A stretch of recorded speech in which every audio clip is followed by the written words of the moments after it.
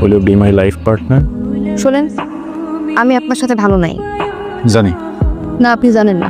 আমি একজনকে ভালোবাসি, ওরে বিয়ে করতে চাই। ক্লাসমেট? শাহেদ। শাহেদের মতো শহরের পোলাপানগুলা 2 দিনের ভালো লাগারে ভালোবাসা মনে করে ফেলে। 2 দিন শেষ হয়ে গেলে ভালো লাগা আর থাকে না, ভালোবাসা আর থাকে না। এইসব জায়গায় জীবনটা নষ্ট করো না, বড় অনেক কষ্ট পাবা। আমি না এত কিছু শুনতে চাই নাই, আপনি আমার ডিভোর্স দেবেন।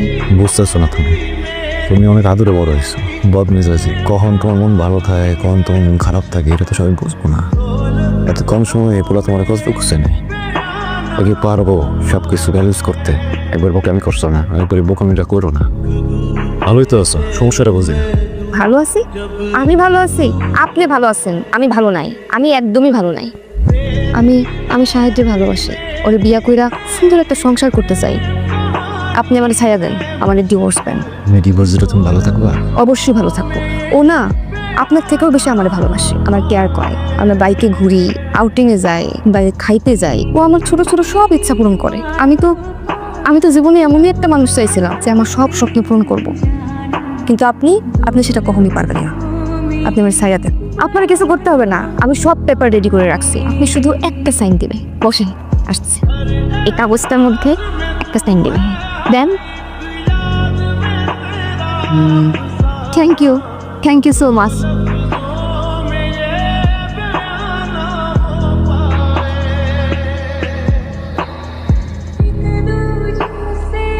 আর রোমেন, তুমি তো লাভ দিয়ে মরে যাবে, বেঁচে যাবে, কিন্তু তোমার বাবা মা ভাই বোন তাদের কি? তারা তো সারা জীবন তোমাকে মনে রাখবে। তাদের কথা তুমি একবারও ভাববে না? You coward. ঠিক আছে ঠিক আছে, তুমি তোমার বাবার ফোন নাম্বার দাও, তোমার মার ফোন নাম্বার দাও। আমার কেউ নাই। হোয়াট? ঠিক এখান থেকে আমার ছেলে লাভ দিয়ে সুইসাইড করে। হয়তো ওর অনেক দুঃখ ছিল, কষ্ট ছিল, অভিমান ছিল, আমি জানতাম না। কিন্তু বাবা বিশ্বাস করো, আত্মহত্যা কোনো সমাধান নেই। তোমার জীবনেও হয়তো অনেক কষ্ট আছে, যা হয়তো জানি না, কিন্তু কষ্ট থেকে মুক্তি পাবার রাস্তা এটা না বাবা। তুমি এর সমস্যা। এমন তো কোনো কথা ছিল না শাহেদ। তেমন কথা ছিল না বলো তো। তোমার আর আমার কি কথা ছিল? আমি ওইখান থেকে আসার পর তুমি আমাকে বিয়ে করবা। 1 বছর হয়ে গেল, বিয়ের কোনো কথাই তুমি করছো না, বিয়েও করছো না। আমার দায়িত্ব নেওয়ার কথা ছিল, তুমি দায়িত্বটাও নিচ্ছ না। আমি কত কষ্ট করে একটা ছোটখাটো চাকরি ম্যানেজ করেছি, চাকরি করছি, পড়াশোনা করছি, সবকিছু মিলে আমি হিমশিম খেয়ে যাচ্ছি। আমি আর পারছি না।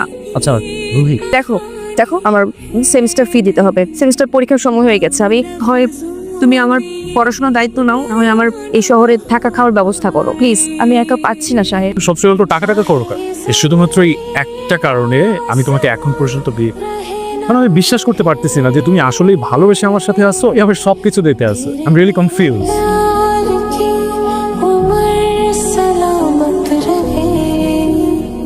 আজকে আমি তোমাদের একটা খুবই গুরুত্বপূর্ণ টপিক নিয়ে আলোচনা করব। তুমি জি স্যার। না বসো। কি যেন নাম তোমার? সন্দেশ। সাইলেন্ট। সন্দেশ, খুবই সুন্দর নাম। Thank you sir. তুমি তোমার ফ্যামিলির অনেক আদরের, তাই না? একদম। কে কে আছে তোমার ফ্যামিলিতে? স্যার ফ্যামিলিতে বাবা আছেন, আমি, দুজন। রসগোল্লা নাই? আহা, তুমি তো অলমোস্ট কমপ্লিট করে ফেলেছিলে, এখন আবার এখানে এসে সেকেন্ড ইয়ারে ভর্তি হলে? স্যার খাল কেটে কুমির না তো মানুষেরই স্বভাব, এমন একটা স্বভাব আমার আছে। কুমির চলে আসে, আমার লেখাপড়াটা আর পাইনি, কিন্তু আবার শুরু করবে। Okay good. শাহেদ, তোমাকে কোনোভাবেই ফোনে পাচ্ছি না। আমার আগামীকাল সেমিস্টার ফি জমা দেওয়ার লাস্ট ডেট। আমি এইবার যদি সেমিস্টার ফি জমা দিতে না পারি, আমি হয়তো পরীক্ষা দিতে পারবো না, হয়তো আমাকে ভার্সিটি থেকে বের করে দিবে। আমার কাছে হাত খরচের টাকাটাও নেই। তুমি প্লিজ কিছু একটা করো, এইভাবে আমাকে একটু কল দাও প্লিজ। স্যার প্লিজ, স্যার এবারের মতো একটা শেষ সুযোগ দেন স্যার প্লিজ। কতগুলো রিটেক আছে তোমার মাথায় আছে? লেখাপড়াটা ঠিক মতো করো, ব্যাপারটাকে একটু ভালোভাবে ডিল করো। এবারের মতো তোমার সেমিস্টার ফি সাবের কল্যাণ ট্রাস্ট থেকে অ্যাডজাস্ট করা হয়েছে। আর তুমি তো জানোই অসচ্ছল এবং চাকুরিজীবী স্টুডেন্টদেরকে সাবের কল্যাণ ট্রাস্ট হেল্প করে থাকে। Sir thank you. তো এটা কিন্তু তোমার শেষ চান্স, ঠিক মতো লেখাপড়া করো। Hello hello. আচ্ছা, তুমি ফোন ধরো না কেন? এই একটু ব্যস্ত ছিলাম, বাসায় আছি। বিজি না? আমি তোমার বাসায় উঠতেছি। বাসায় উঠতেছো মানে? আমি আসলে সাহেবের ফ্রেন্ড না, গার্লফ্রেন্ড। ও আমাকে লাস্ট 1 বছর যাবত বিয়ের কথা বলে ঘোরাচ্ছে, বিয়ে করছেন। ইভেন 7 দিন যাবত আমি তাকে কোনো ফোনে পাচ্ছি না, সে আমার সাথে দেখা করছে না। আপনার সাথে এসে ডিরেক্ট কথা বলি, সবকিছু ফয়সালা আপনার সামনে হোক। আপনি সাহেবকে একটু ডাকুন। শাহেদ, আমি এসব কি শুনছি? বাবা করলাম। আমি সব এক্সপ্লেন করি। বাবা ও আমার পরিচিত, আমার রিলেশন ছিল, অ্যান্ড একটা পর্যায়ে গিয়ে আমি ভাবছিলাম যে ওর সাথে আমার যা, আই ওয়াজ রং বাবা। ও একটা গোল্ড ডিগার বাবা, ওর টাকা পয়সা লোভ। সামনে কথা বলো তুমি। কি বলতে চাও তুমি? কেন আসছে আমার বাসায়? কেন আসছে বোঝো না তুমি? বিয়ের কথা বলে কেন ঘোরাচ্ছ? বাবা শি ওয়াজ ম্যারিড, আমি মানি ওর সাথে আমার রিলেশনশিপ ছিল, বাট আমি কোনোভাবেই জানতাম না বাবা রিলেশনশিপের আগে দ্যাট ও ম্যারিড ছিল। ওর হাজব্যান্ডকে ডিভোর্স দিয়ে আসছে আমার কাছে, এন্ড এটা আমি জানার পরেও আমি সেটা অ্যাকসেপ্ট করে নিছি। তুমি আমাকে যে পকেট মানি দিতে বাবা, সেখান থেকে আমি ওর সেমিস্টার ফি দিতাম, ওর কলেজ ফি দিতাম, এরপরেও আমার সাথে চিট করছে। আঙ্কেল বিশ্বাস করুন, আমি লোভী না। হ্যাঁ, আমি যা করেছি সবকিছু ওকে ভালোবেসে করেছি। আমার হাজবেন্ডের সাথে লাস্ট টাইম আমার বলিমনা হচ্ছিল না, আমি ওকে ভালোবেসে আমার হাজবেন্ডকে আমি ডিভোর্স দিয়েছি। ওর থেকে আমি ঢাকা শহরে একা থাকি, ছোট একটা জব করি, টাকা দিয়ে আমি নিজে সব খরচ চালাই। আমি শুরু থেকেই বুঝতে পেরেছি যে তুমি একটা অসভ্য ফ্যামিলি থেকে এসো, নাহলে এখানে এসে এইসব কথা বলতে না। আমি এটাও বুঝাচ্ছি যে তুমি একটা আনএডুকেটেড ফ্যামিলি থেকে এসো। সেকেন্ডলি, তোমার এত বড় সাহস হলো কি করে? তুমি বিয়ে করেছো, তারপরে আমার ছেলের সাথে সম্পর্ক করেছো। তুমি আমাদের ফ্যামিলি সম্পর্কে জানো? কোন অ্যাঙ্গেল থেকে তোমার সম্পর্ক ভালোবাসা বা বিয়ের শাদী পর্যন্ত যাবে? তুমি তোমার স্বামীকে ঠকিয়েছো, প্রতারণা করে এখন আমার ছেলের সাথে প্রতারণা করছো। আমি চাই না তোমার দিক থেকে আমার ছেলের সাথে কোনো প্রকার যোগাযোগ থাকে। তুমি বের হয়ে যাও, যাও।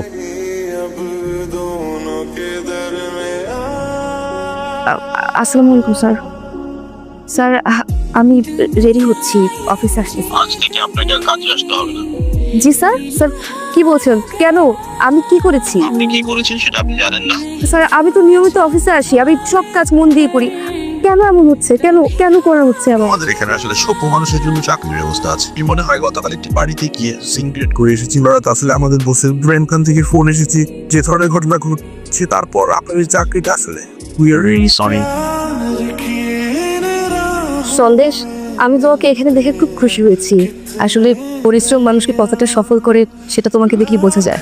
কি নাম আপনার? রুহি। রুই, আমি কি আপনাকে চিনি? সিমন সাহেব, দেখুন আমাদের এটা তো রেস্টুরেন্ট বিজনেস, তাই না? এমপ্লয়ীদের ম্যানার থাকাটা ইম্পর্টেন্ট। রুহি, আপনি যে এদিকে আসুন।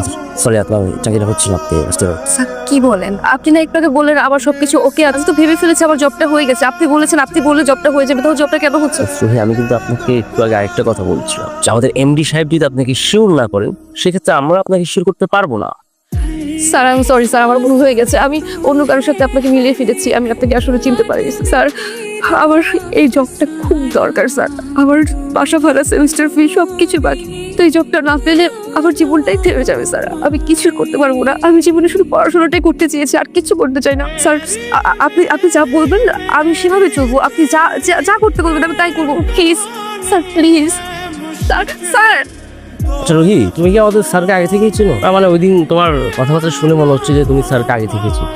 হ্যাঁ, আমি ওনাকে আগে থেকে চিনি। না মানে উনি আমার ক্লাসমেট, আমরা একই ইউনিভার্সিটিতে পড়ি, একই ক্যাম্পাসে আছি। ওনার পড়াশোনার গ্যাপ ছিল, এখন আমাদের সাথে কন্টিনিউ করছে। তোর কাছে আমি হিসাব চেয়েছি। বাবা, এরকম করলে তো হবে না, তাই না? আমি তো একটা দায়িত্ব নিয়েছি, এই জায়গাটা কিন্তু একটু চেক করা উচিত। টাকা পয়সার বিষয়, ব্যবসার বিষয়, এখানে আসলে এইভাবে সবাইকে ছাড় দিতে হবে। আচ্ছা সব বাদ দিলাম, আপনি এটা দেখলে আমার ভালো লাগবে, প্লিজ। যে ছেলে তার স্ত্রীর জন্য শেষ সম্বলটা বিক্রি করে দেয়, আমি তার কাছ থেকে হিসাব নেব। দেখ বাবা, তুই ছাড়া আমার আর কে আছে? এতদিন এগুলো সব আমি কষ্ট করে সামলেছি, এখন থেকে তুই সামলাবি। আমাকে তোর কোনো হিসাব দিতে হবে, তুই তোর মতো করে চালা।